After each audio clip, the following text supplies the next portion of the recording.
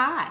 So I am back for the recap, review, theories, definitely spoilers for episode 7 of Lovecraft Country.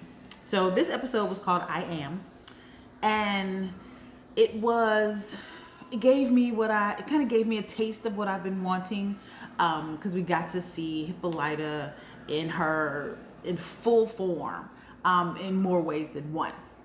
So just to kind of step back then forward, of course, last week's episode 6, we saw at the very end of the episode where Diana had pulled out George's map from the glove compartment, and Hippolyta saw it and was like, and she saw Devon County had been circled, and so she was like, you know what?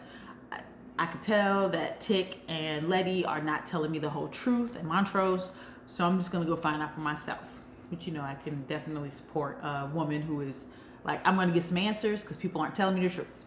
So she hits that smooth U-turn and they head to Devon County. And so we start this episode where they have gone back to the Art of Manor, and it's still obliterated. So, I've seen in some of the groups that I'm in, it's kind of general speculation that maybe she would get there and it would like be back to normal and fully formed. Well, it is not. It has clearly been destroyed.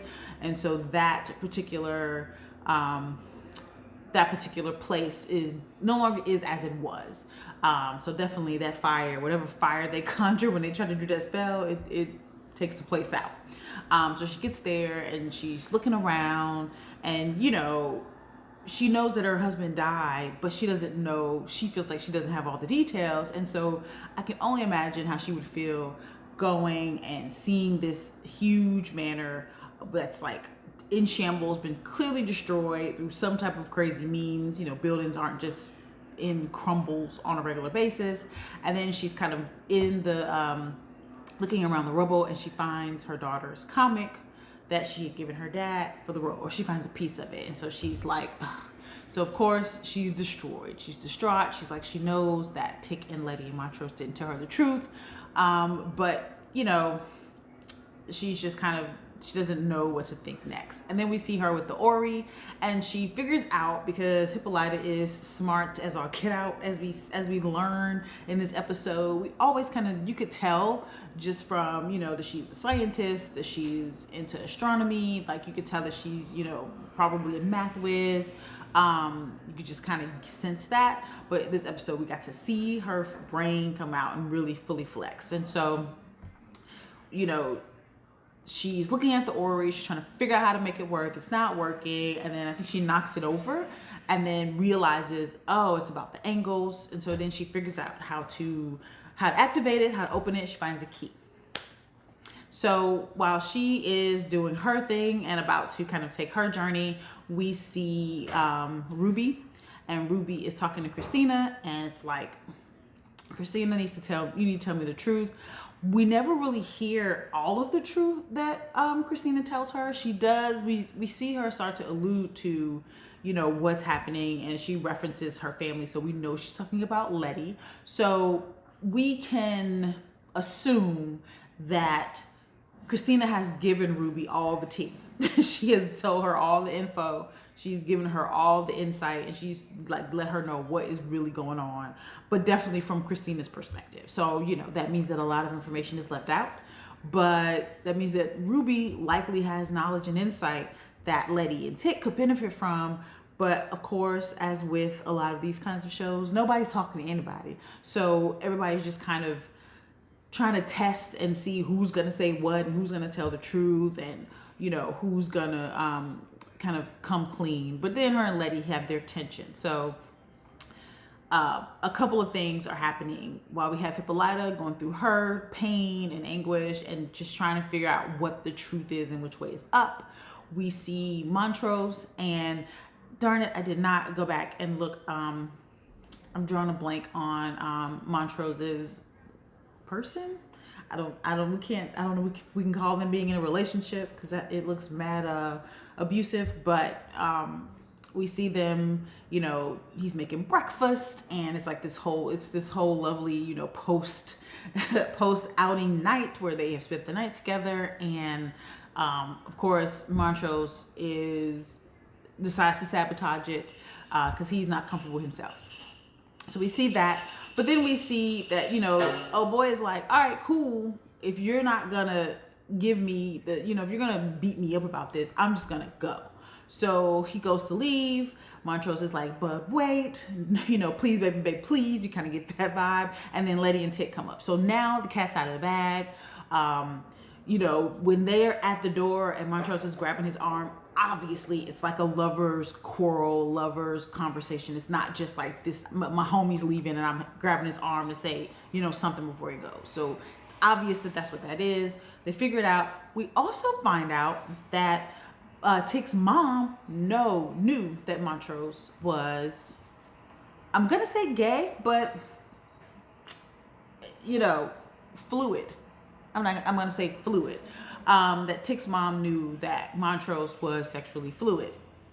So that begs to differ, and that begs to reason. When I heard that, I was like, so is it possible that Tick's mom and Montrose married each other for reasons other than the family? Like, I wonder if this is confirming that George is Tick's father. Like, we get the confirmation because it's possible that Montrose and Tick's mom were married in kind of the contractual sense, but not in the biblical sense. Maybe that's it. And I'm saying biblical, you know what I mean? They didn't get physical with each other. They were just, their marriage was a different type of contract and different type of covenant that didn't involve sex. That could be the case. I'm sure that people who got married, heck, there are people to this day that get married for various reasons, and their reason may not have necessarily been because they were intimate physically with each other. They could have had a different type of an agreement. So this, I think, opens the door for some things to come up about, Tick's mom, and we're starting to get more insight.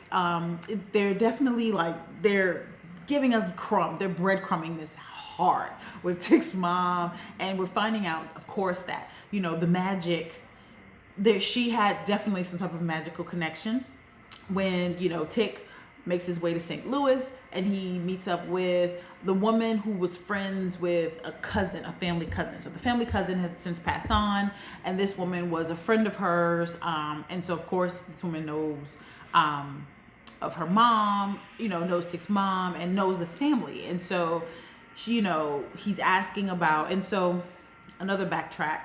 Letty had a dream. Letty has had the same dream that Tick had last episode, where he was in the house and he sees his ancestor running out, and he's running behind her, kind of like what happened in Artem at the very beginning, where when the ritual was happening and Tick kind of followed her out, and that was really how he survived. So this is replaying itself, but in Tick's dream, he did that. She stops at the door, she looks back at him, he looks at her, and then he bursts into flames. So Letty has the exact same dream, except for it's not Tick, it's her, and she bursts into flames.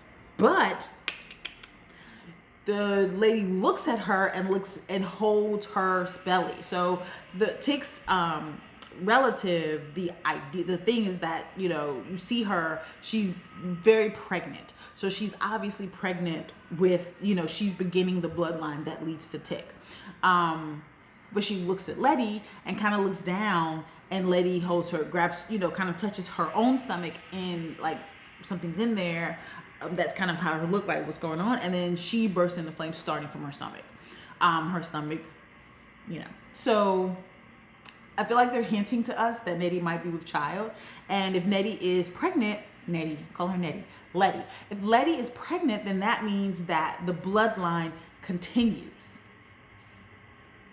Because as of right now, Christina and Titus, their bloodline has stopped because Christina doesn't have any children. So she is the last one. Whereas Tick, if he, him and Letty, they've been getting it popping, they in love, they doing all the romantical things, they having all the sex in the various places. So, she could be pregnant, like it's very possible. So that was interesting note. So I'm curious to see if that's going to be normal, because Letty did die. Even though, she came back, but she did die. So I'm wondering, if she were to get pregnant, would that be a normal pregnancy, or would we have a potential supernatural pregnancy? So, we're getting some more stories, some insights. But in that, so we see that Letty, there's some hinting that Letty might be pregnant. If she's not pregnant now, maybe she'll be pregnant soon. But we also see, while Tick is in St. Louis, he sees a picture of his relative, of the family cousin, and he notices she has a birthmark. It looks like a birthmark on her arm that is, I couldn't tell if it was exactly the same or very similar. It was definitely very similar to the birthmark Tick has on his back, which, if you watch any movies about magic, that's a common trope, where that's kind of how you know that magic is there, because you have some type of identifying marker on your body that is a sign that you have the magic in you. And so that is, I think, just kind of them connecting some dots for us that we'll see maybe come to fruition later. So I thought that was interesting. And then I appreciated how, Ruby and Letty kind of had their conversation, and Letty apologized. So I definitely like the growth that we're seeing in Letty. We see her and Ruby maybe building a rapport as adults, because I always got the feeling from their relationship that, they might have been cool when they were younger, but as they grew older and, the world just kind of intervened in their relationship, as often happens with people, especially with like children. When you're kids, you're close, and then things happen and you guys kind of drift apart or driven apart, depending on what's going on. And so it was nice to see them have a moment where they could come to an agreement as sisters in this day and age as adults, versus kind of relaxing into their more childish roles as kids, where they might have been a little closer before kind of all the drama and craziness happened in their relationship. So that was cool.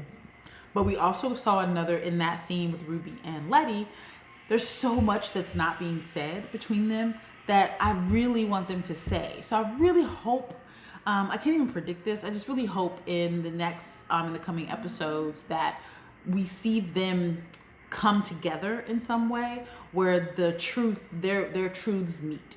Because they both, we can get a lot out of it if we can get everybody kind of on the same page, and everyone kind of not operating in their little silos.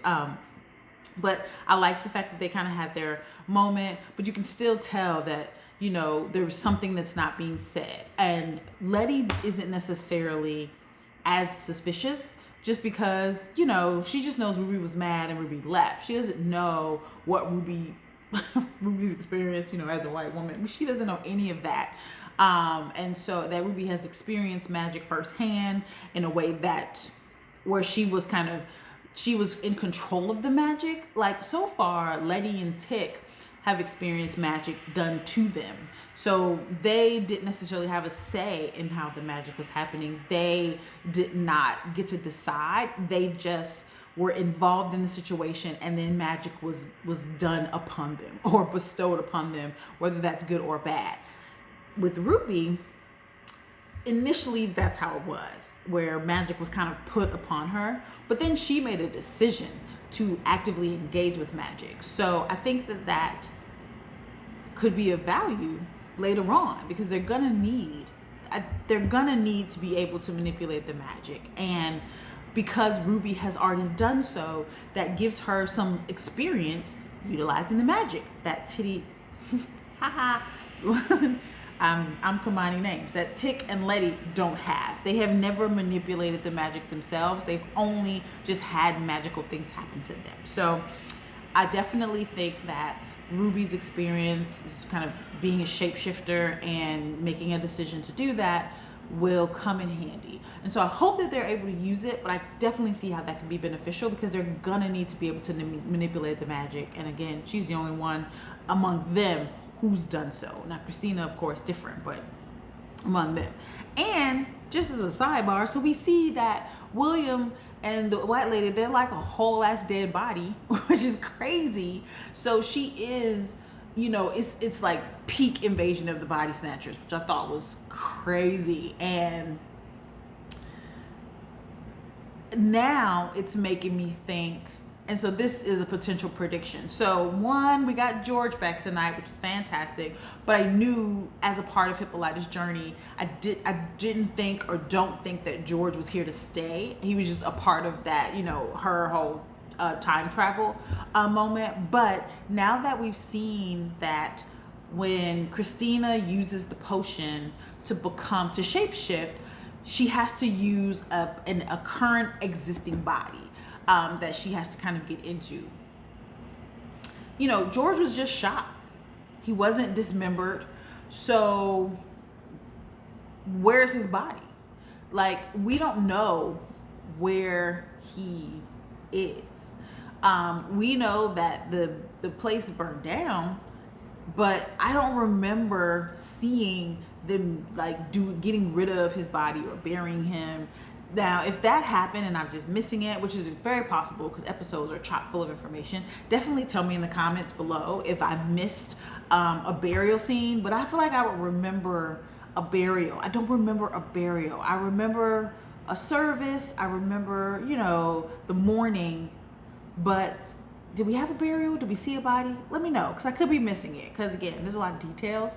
But I'm saying that because if Christina has perfected a spell that was created by William that allows her to take an existing body and she can shapeshift into that body, and clearly the ability to shapeshift is not limited by gender or race, because, you know, in other movies, just in kind of shapeshifter canon and lore, sometimes you'll see where if someone shapeshifts, they shapeshift in the same gender of their own. So they become different people or beings, but the beings share their kind of initial gender.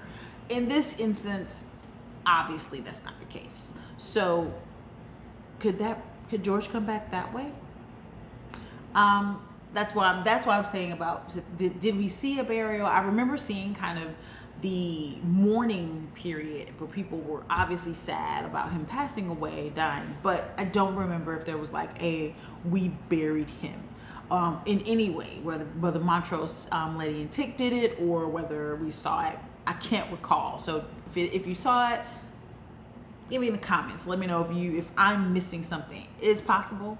I can't see it all, so let me know. But if not, and we did not see a clear burial, now it kind of changes things because George can come back as someone else. So we'll have to see kind of how that haul pans out. But I thought it was awesome. We got to see that. We got a lot of fantastic answers tonight, which I thought was cool. Now, we did get a whole crap ton more questions, but that's kind of where we are with Lovecraft Country. It answers questions while simultaneously giving us more questions to then be like, what? And so we'll have to see what happens. Now, kind of talked about the episode in general, and I talked about everybody but Hippolyta.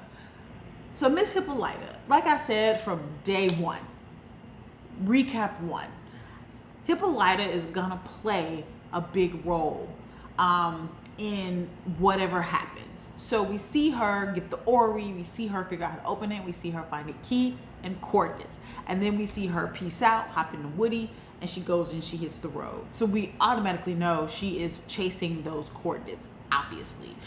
We see that those coordinates are in Kansas, which helps explain how, you know, she's in Kansas, Tick is in St. Louis, so she, you know, he wasn't super far away from her. So when Letty realized that she had the orrery and she saw they had been open and she saw the coordinates, she was able to give him to Tick so that he could go find her. Because, you know, they're like, she's probably in danger, which she was in danger. But now we get back to the racism and police. Now we have police brutality in this episode because that was the danger. The danger wasn't in the spells with magic. The danger was in the white guys in blue with badges who showed up and immediately, you know, went to pointing their gun and threatening them versus saying, you know, what's going on, which they did say what's going on, but they didn't really believe her. They were like, you're down here, you shouldn't be, we're just going to kill you. And of course, it didn't happen that way. But also she ended up getting sucked into the portal. It looked like actually one of the police officers got sucked into the portal, Hippolyta got sucked into the portal, and it looked like Tick also got sucked into the portal. But we didn't see anything happen with Tick, and of course we didn't see anything happen with the police officer, but we got to see Hippolyta's journey. And what a journey it was. And I made notes, and so I think that, and this is what I'm thinking, and I'm gonna get my confirmation when I listen to the Lovecraft Country podcast, which you should be listening to as well. It's a fantastic recap featuring one of the writers on the show and another woman who is a horror sci-fi fan, but you have the show writer, and they can have some really in-depth conversations about the inspiration behind the episodes. So I'm very interested to see if what I think is what I got from it is what they intended. And so what I made a note was when Hippolyta, she is pulled into the portal, she finds herself on a planet. And I saw it, and immediately made me think of like all of those shows from like the 70s, 60s, 70s, where it was like space travel, but it was like pop space. So I did a Google search because I've never been a big in space person as far as my fantasy that's not necessarily the types of movies that I watch regularly, but I recognized it, and so it was giving me like Lost in Space vibes, early Star Trek vibes with just kind of the spaciness, but I'm sure there were some other elements. So space fantasy fans who are watching this, in the comments, tell me, please, I would love to know, what were the cinematic inspiration in the world of fantasy and space travel that were being kind of touched on throughout this episode? Let me know below. But we got to see Hippolyta go on a journey. First, we see her, first of all, can I just say, as someone who is not a size 2, it was so fantastic to see a regular woman's body on this show. I mean, of course, we've seen Ruby, but not really. We haven't really seen her like naked. We've seen her like piece naked. So just seeing Ruby kind of get it popping, that was fantastic, because you typically don't see, Black women who look like her getting it popping. So I was a fan of all of that. But this episode, the nudity, it made sense in the scene. It didn't feel gratuitous. But Hippolyta she's a regular woman, so she doesn't look like she was sculpted out of clay. She had rolls, and everything wasn't sitting up and tall. And she's a woman of a certain age. I would guess she might be in her 30s, maybe 40s. So it was fantastic to see that. That was nice. Just to see, I love the representation of bodies in this show. Like, I love it. I love how diverse and realistic it is. So, I mean, we have the Journey Smollett, who is snatched and beautiful and petite. And then we have, Ruby, who is also snatched, but she is not petite, and she is also beautiful. And then we have Hippolyta, who's also beautiful, who is also not petite, and who, looks, and then we have, darn it, Montrose's, person whose name I keep forgetting, and I know they said in the show, and I'm drawing a blank, but we have him who is, a drag queen, and who is just, I'm loving the representation of Black bodies in this show. I think it's wonderful and awesome, and it's fantastic, and I'm here for it. I'm here for it. But we see Hippolyta. She is on a spaceship. She's confronted by this fantastic, like huge humanoid Black woman with this big old afro, like awesome. And she takes a journey, and she starts off, and she says, I want to see myself dancing on the stage, Josephine Baker, and you see it. And it was really cool. And then in that, we see Hippolyta find her light. And it's a light that she has obviously extinguished long ago. And she discovers it, and she rediscovers it and reconnects to it in this one. So once she realizes, and so the whole point of this is Hippolyta naming herself. And so in each kind of scene that she goes through, she names herself. And so in that one, she gets into that one. That one's when she's unsure. She gets to that one, and I'm Hippolyta. and then it switched, and now she's a warrior. And she is, and I made a note, I said the Dahomey tribe, which was a tribe of women warriors in Africa. I don't know what part of the continent, but they were a tribe of women warriors. And I wonder if that was like a nod to the Dahomey tribe, because they're all women. And in that instance, in that moment, what we see Hippolyta find her strength, and she finds her rage, and her rage is justified because she, as a Black woman, has been, she's been diminished by white supremacy and Jim Crow. She's also been diminished by the patriarchy and the expectations of her husband for her to be diminished, because that societally is what is often expected of women when they partner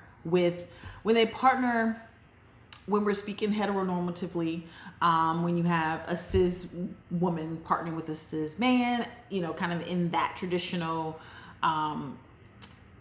what people keep touting as real, which ain't, but that role, man-woman marriage. And it's often expected that the woman will shrink herself because she needs to shrink herself to become a partner, and to make sure that she's there to keep the partnership and the marriage going. And so Hippolyta has done that. And she realizes that in the warrior scene with the women warriors, that her strength and her rage are righteous and true and valid and should not be dismissed. And then in the last one, once she kind of names herself in that war scene, we get her back with George, because then she says, I am Hippolyta, I'm also George's wife. And she's in that. And I love that George showed up as himself.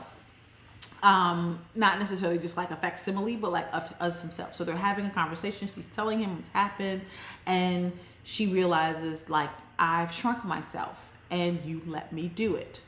And he acknowledges that. That acknowledgement is so fantastic, because it so rarely comes for women, especially Black women in partner situations like that. That acknowledgement does not come often. It was fantastic to see. And so he acknowledges that, she realizes that, and then they find themselves kind of in a space, and she realizes, I'm an explorer. When I am myself uninterrupted, because that's been a common theme for Ruby, but also now for Hippolyta, she's a discoverer.